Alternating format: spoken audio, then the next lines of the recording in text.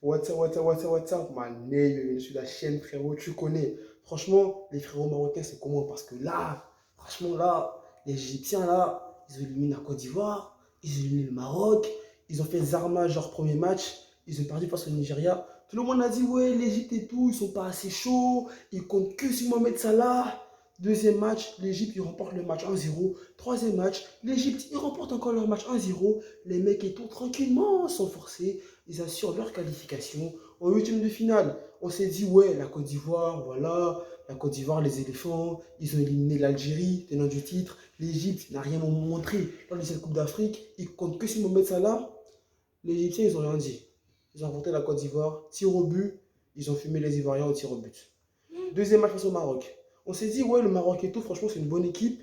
Avec ce que le Maroc a montré, en plus avec des joueurs comme Hakimi, ils sont dangereux sur les coups de pied arrêtés. Devant, il y a des joueurs super techniques comme Boufal, Enesri, Mounir, El Haddadi. Franchement, le Maroc, offensivement, ils avaient quand même des qualités très très offensives. Et en défense, ils avaient quand même de très bons joueurs, avec un très très bon gardien, avec Bonou. Et aussi, l'Égypte a entamé le match face au Maroc avec leur gardien numéro 2 parce que le gardien numéro 1, c'est voilà, il s'est blessé face à la Côte d'Ivoire. Donc on s'est dit quand même que voilà, les conditions étaient quand même réunies pour que le Maroc ait quand même l'avantage. En plus, c'est ce qui s'est passé. Hein. Depuis le match, le Maroc, tranquillement, ils ont eu un penalty. Hakimi, comme d'hab, hein, qui est très très percutant. Hakimi qui percute. Penalty, VAR, le Maroc, Sofiane Boufal. 1-0 pour le Maroc. L'Égypte qui commence à monter en puissance lors de cette compétition. L'Égypte qui nous montre qu'ils ont quand même des qualités. Et là, l'Égypte qui a su égaliser face au Maroc.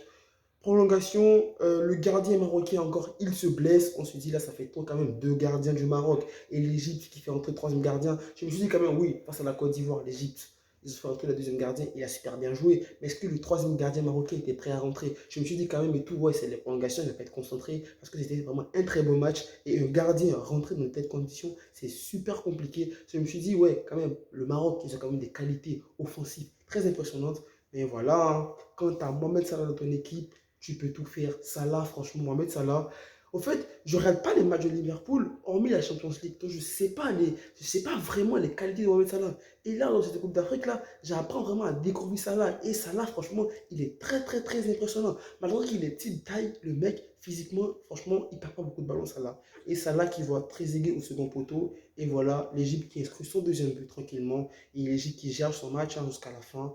2-1 pour l'Égypte. L'Égypte, du coup, qui va vraiment affronter le Cameroun, pays organisateur, pour les demi-finales. Franchement, on aura un très bon match. Hein, parce que du côté camerounais, on a un Tchikato Kambi et un Vincent Boubacar qui est très en feu. Et du côté égyptien, on a un Mohamed Salah. Est-ce que Mohamed Salah pourra rivaliser à ces deux attaquants qui ont monté de très très belles choses dans cette Coupe d'Afrique? Donc franchement, les héros, j'ai hâte de voir le match de l'Égypte face au Cameroun, de l'Égypte face au pays organisateur. Et ça va être un très beau match. Donc, sur ce, les frérots marocains, voilà. Hein. Voilà, le Maroc, c'est comment? Franchement, le Maroc, ils avaient vraiment de très très belles qualités à montrer dans cette Coupe d'Afrique. Mais dommage, hein, franchement, le Maroc n'a pas su saisir sa chance. Le Maroc n'a pas su saisir ses opportunités. Offensivement, le Maroc n'a. Ils avaient des bons joueurs offensifs, mais offensivement, le Maroc, franchement, même pas face à ce match, même pas dans ce match, mais offensivement, le Maroc n'a pas vraiment été très décisif. Et je pense que c'est ce qui vous a coûté votre élimination aujourd'hui. Et bravo, frérot égyptien. Et bravo quand même aux frérot marocains. Merci à Kimi qui nous a mis deux très beaux coups francs dans cette Coupe d'Afrique. Sur ce, les frères, on se retrouve voilà, à la fin du match Sénégal-Guinée équatoriale. On va voir qui du Sénégal ou qui de la Guinée équatoriale va affronter le Burkina pour la deuxième demi-finale. Et sur ce, les frérots, prenez soin de vous. Prenez soin de votre famille, n'oubliez pas les héros. Restez toujours positifs, les gars. Allez, peace!